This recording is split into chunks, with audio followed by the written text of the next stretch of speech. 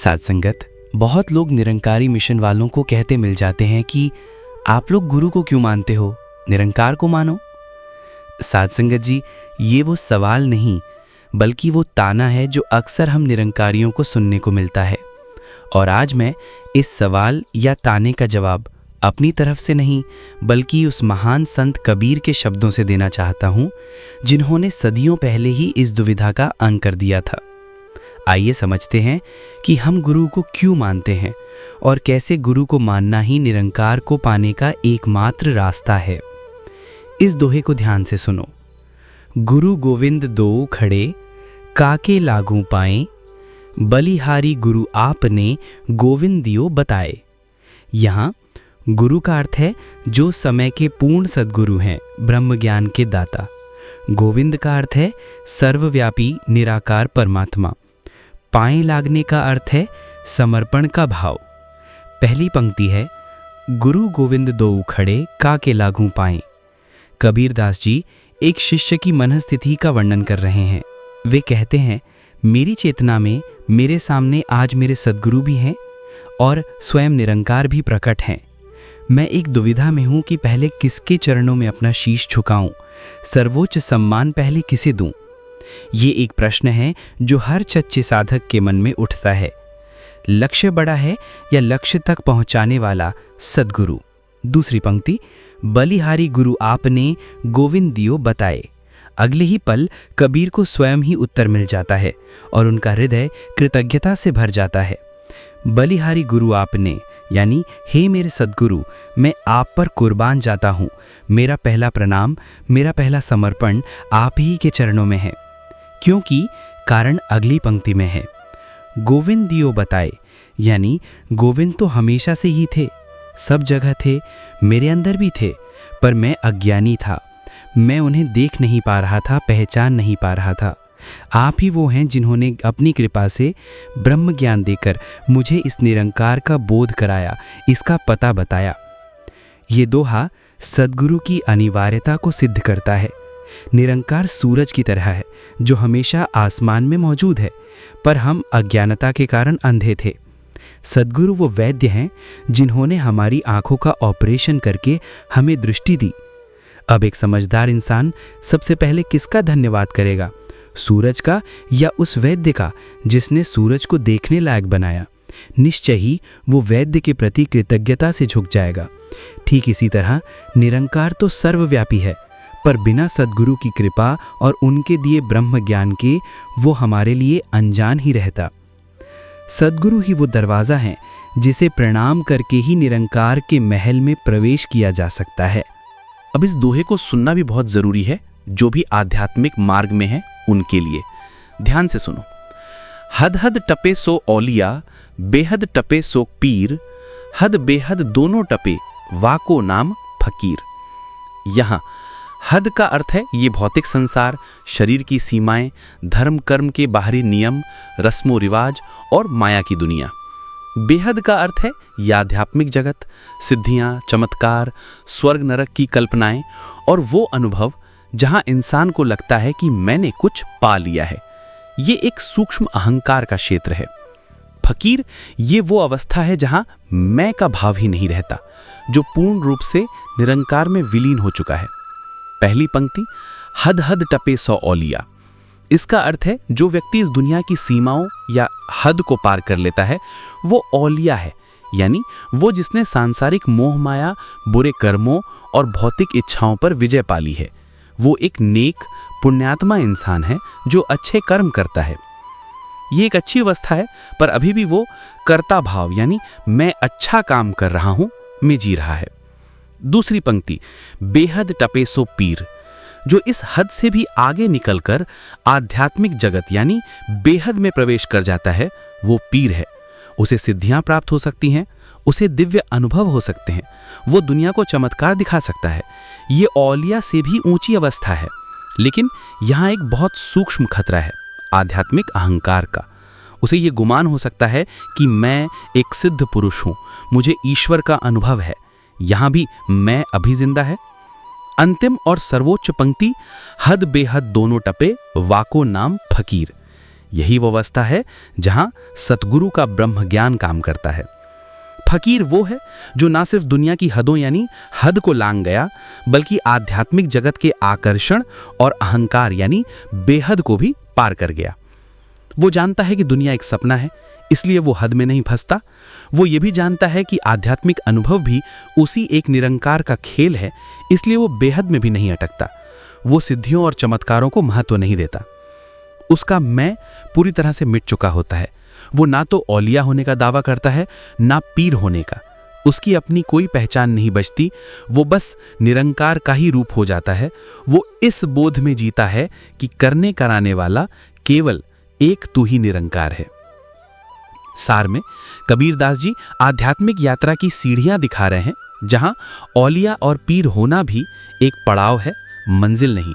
असली मंजिल तो फकीर बनना है, जो सतगुरु के ज्ञान से दुनिया के मोह यानी हद और आध्यात्मिक अहंकार बेहद को दोनों को लांग कर अपने मैं को पूरी तरह से मिटा देता है और केवल एक तू ही निरंकार के एहसास में जीता है।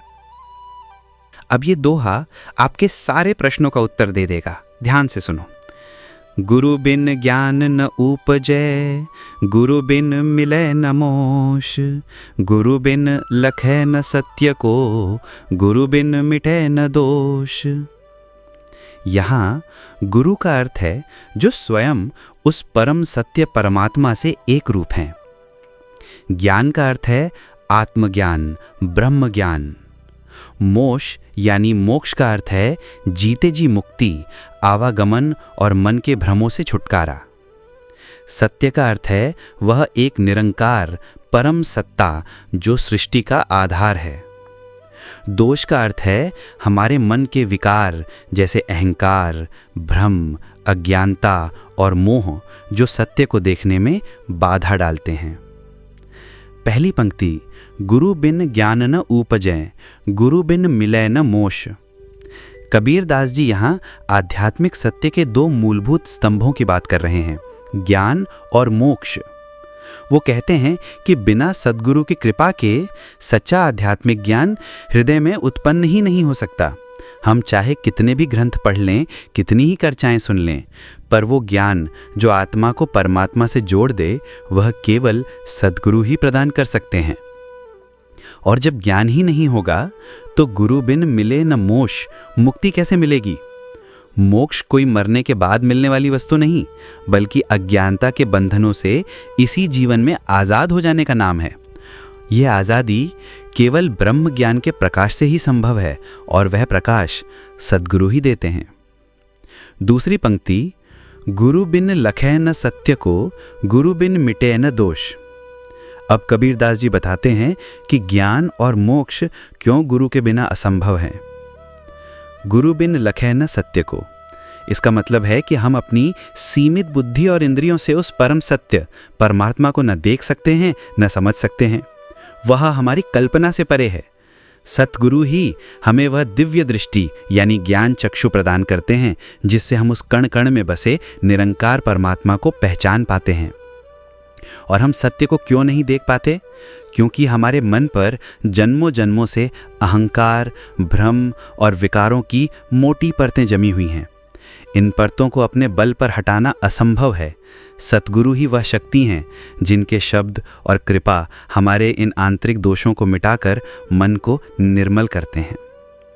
सार में कबीरदास जी पूरी दृढ़ता से कह रहे हैं कि आध्यात्मिक मार्ग पर इंसान पूरी तरह से असहाय है। ज्ञान, मुक्ति, सत्य का दर्शन और मन की शुद्धि, इन चारों लक्ष्यों की प्राप्ति का एकमात्र साधन, एकमात्र द्वार, एकमात्र मार्ग केवल और केवल सद्गुरु हैं। उनके बिना यह यात्रा शुरू ही नहीं हो सकती। और अब ये अंतिम और सबसे महत्वपूर्ण दोहा है। इसे समझ गए तो आप अपने आप को जान गए। समझो, लाली मेरे लाल की जित देखूं तित लाल, लाली देखन मैं गई मैं भी हो गई लाल। संतो, ये दोहा उस अवस्था का वर्णन है जो ब्रह्म ज्ञान की प्राप्ति के बाद घटित होती है। ये केवल एक विचार नहीं, बल्कि एक जीवंत अनुभव है। पहली पंक्ति में लिखा है, लाली मेरे लाल की जित देखूं तित लाल। यहाँ लाल का अर्थ है परम प्रिय निरंकार, और लाली उस निरंकार का नूर उसकी मौजूदगी का एहसास है। और मैं का अर्थ है देखने वाली। ये इंसान का अहंकार, उसकी अलग हस्ती का भाव है। जब सद्गुरु की कृपा से किसी गुरसीख को ब्रह्म ज्ञान की प्राप्ति होती है तो उसे ये दृष्टि मिलती है कि ये सारा अस्तित्व कण कण उसी एक निरंकार का ही रूप है। जित देखूं तित लाल का अर्थ है कि अब उसे हर जगह, हर इंसान में, हर वस्तु में, अच्छे में, बुरे में, जीवन में, मृत्यु में सिर्फ और सिर्फ उस एक निरंकार का ही प्रकाश दिखाई देता है। ये एक तू ही निरंकार की अवस्था है जहाँ भेदभाव की दृष्टि समाप्त हो जाती है। ये पहला चरण है, ज्ञान का चरण, जहाँ भक्त को ये बोध होता है कि निरंकार सर्वव्यापी है। दूसरी पंक्ति है, लाली देखन मैं गई, मैं भी हो गई लाल। लाली देखन मैं गई का अर्थ है कि जब वो भक्त या साधक अपनी मैं यानी अहंकार को लेकर उस निरंकार के नूर को, उसके दिव्यता को अनुभव करने, जीने या उसमें रमने के लिए आगे बढ़ा, तो जो घटना घटी वो अद्भुत थी। मैं भी हो गई लाल का अर्थ ये नहीं है कि मैं भी भगवान जैसी हो गई, नहीं, ये बहुत गहरा है। इसका अर्थ है मैं बची ही नहीं। वो जो मैं देखने गया था वो दृष्टा ही दृश्य में विलीन हो गया। जैसे नमक की गुड़िया सागर की गहराई नापने जाए और खुद सागर हो जाए, उसका अपना अस्तित्व ही न बचे। जैसे एक नदी जीवन भर सागर से मिलने के लिए दौड़ती है, लेकिन जिस क्षण वो सागर में मिलती है वो मिलती नहीं है बल्कि मिट जाती है। उसकी अपनी पहचान, उसका नाम, उसका रूप सब समाप्त हो जाता है और वह स्वयं अविनाशी सागर बन जाती है। ठीक इसी तरह जब गुरसिख अपने अहंकार मैं को लेकर निरंकार के प्रेम में डूबता है तो सद्गुरु की कृपा से उसका वो मैं ही विसर्जित हो जाता है। वो ये नहीं कह सकता कि मैंने निरंकार को जान लिया, क्योंकि जो जानने वाला था वो तो रहा ही नहीं। जो शेष बचता है वो सिर्फ निरंकार है। सार में कबीर ये कहना चाहते हैं कि परमात्मा को जानने की अंतिम अवस्था मैं का पूरी तरह से मिट जाना है। ईश्वर कोई ऐसी चीज़ नहीं जिसे तुम पा सको, वो एक ऐसा सत्य है जिसमें तुम्हें खुद को खो देना होता है। जब खोजने वाला ही उस खोज में विलीन हो जाए तो वही सच्ची प्राप्ति